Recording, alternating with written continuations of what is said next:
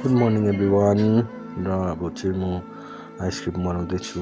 अहिले तपाईँले यादै छ ग्यास होइन इन्डक्सनमा बनाउँदैछु र दुध लिएको छु, त्यसपछि हनी हालेको छु, चिनी नहाली बनाएको किनकि यो हेल्दी बनाएको घरमै होममेड।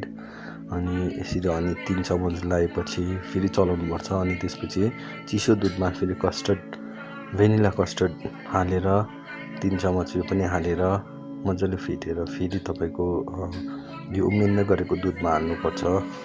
मजाले फिटेर यो तपाईँको सबै डल्लो चाहिँ नपरोस्, यो आइसक्रिम बनिँदा राम्रो हुँदैन।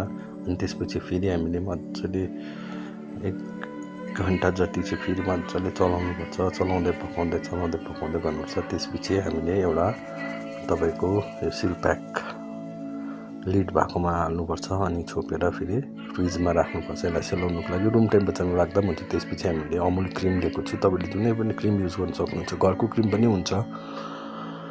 अनि त्यसमा हामीले चाहिँ भेनिला एसेन्स हाल्दैछ किनकि भेनिला फ्लेभरको बनाएको आइसक्रिम, र हनी फेरि हाल्दैछौँ 3 चम्मच किनकि तपाईँले यादै छ चिनी नहालेको। हामीले चाहिँ हनी नानीहरूलाई यो बनाएर दिनुहोस्, राम्रो हुन्छ, नानीहरूले खानु पनि होममेड आइसक्रिम।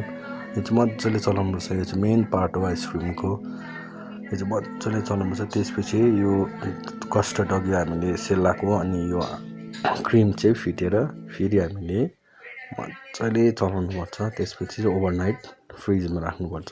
त्यसपछि तपाईँको आइसक्रिम रेडी खानुको लागि। हेर्नुहोस् कति राम्रो बनिएको छ। हस्, थ्याङ्क यू।